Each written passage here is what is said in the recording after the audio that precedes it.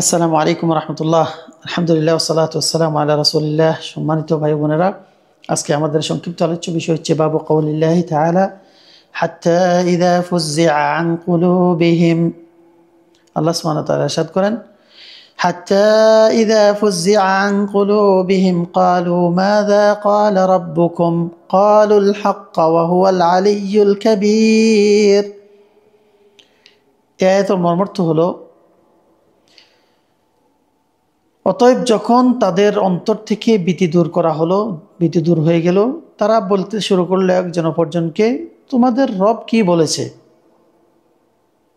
তারা বলল, আল হক, সত্য বলেছেন, ওয়া হুয়াল আলিয়্যুল কাবীর, তিনি সুউচ্চ এবং বিশাল মহান। এখানে আল্লাহ সুবহানাহু ওয়া তাআলা আমাদেরকে জানিয়েছেন তার ফেরেশতাদের সম্পর্কে। যখন আল্লাহ সুবহানাহু ওয়া তাআলা কোনো ওহী করেন, জিবরিল আলাইহিস সালামকে কোনো ওহী করতে যান, আল্লাহ তাআলা যখন কথা বলেন, তখন ফেরেশতারা ভয়ে তাদের অন্তর কম্পিত হয় এবং ভয়ে ভীত হয়ে যায়। এবং তাদের অন্তর থেকে যখন ভীতি দূর হয়ে যায়, ভয় দূর হয়ে যায়, তখন তারা একজন অপরজনকে জিজ্ঞাসা করে, আপনাদের রব কি বলেছেন? তো তারা জিবরিল আলাইহিস সালামকে জিজ্ঞাসা করে। জিবরিল আলাইহিস সালাম থেকে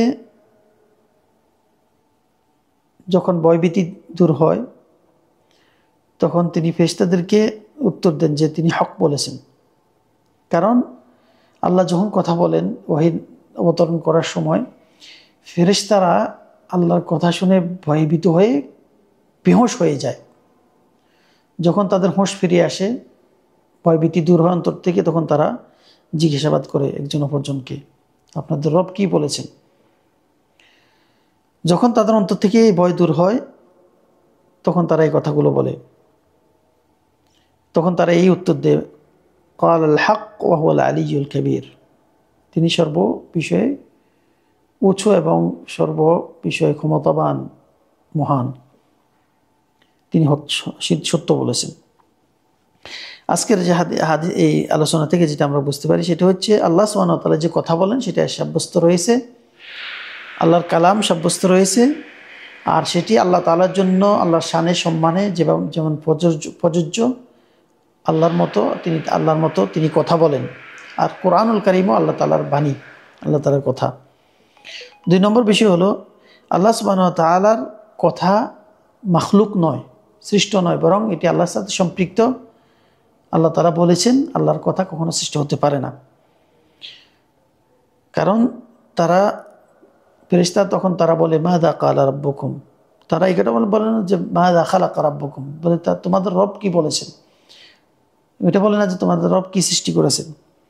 তাহলে বোঝা গেল আল্লাহ সুবহানাহু ওয়া তাআলার কথা, তিনি কথা বলেন সাব্যস্ত, এবং তা মাখলুক নয়, বরং আল্লাহর কথা আল্লাহর সাথে সম্পৃক্ত।